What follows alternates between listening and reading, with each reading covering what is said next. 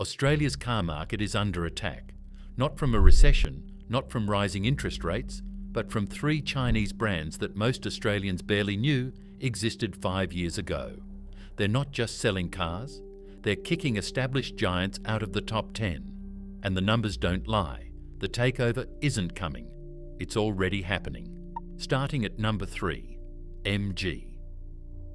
MG is the oldest of the three Chinese players in Australia, and in many ways it's the brand that proved everything was possible.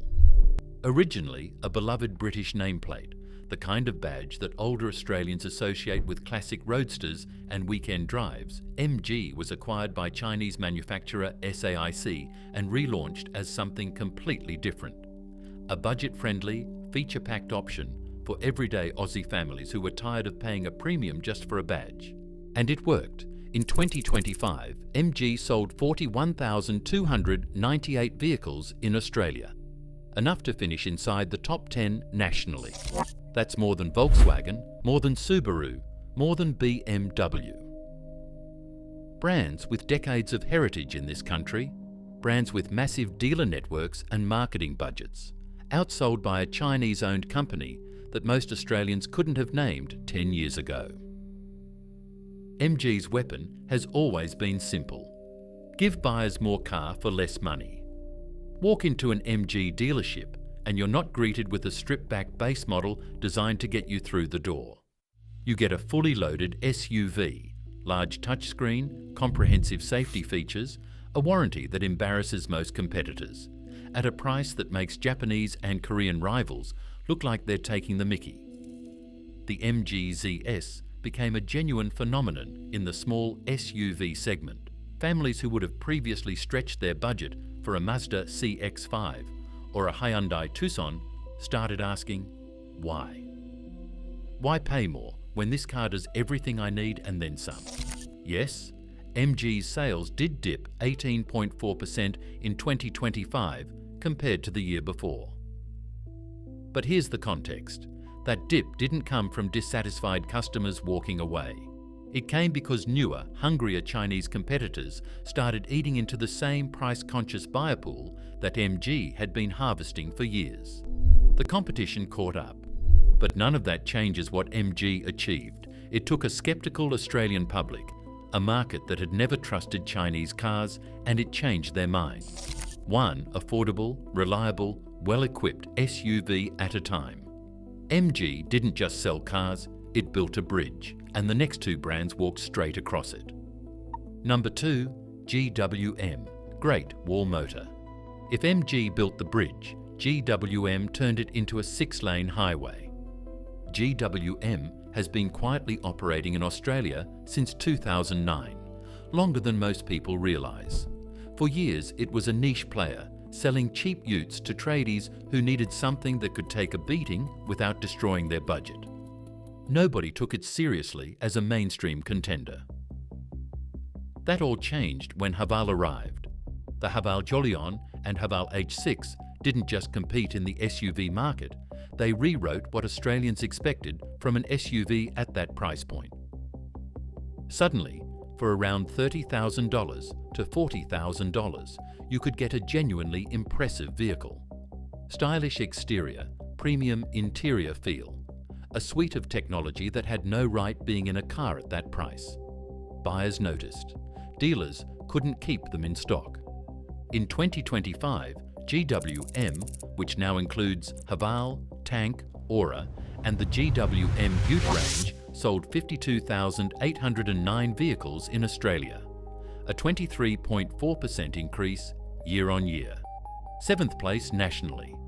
To put that number in perspective, GWM outsold Volkswagen, Subaru, BMW, Mercedes-Benz and Nissan combined. Think about what that means.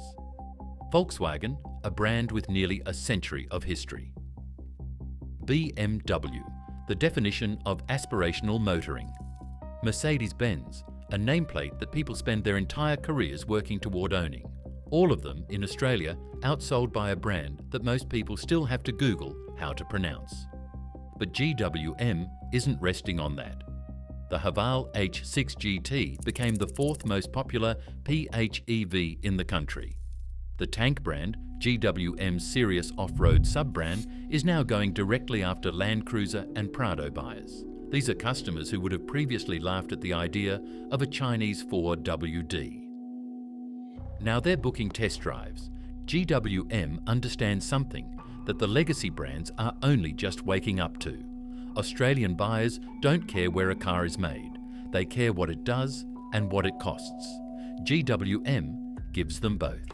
And the scoreboard doesn't lie. Before we get to number 1, and this brand's growth will genuinely shock you, make sure you're subscribed. We cover the Australian car market every week with data and analysis you won't find anywhere else. Number 1, BYD. And it's not even close. If you want to understand just how fast the automotive world is changing, look at BYD's Australian trajectory and try to wrap your head around it. In 2024, BYD finished 15th in Australia.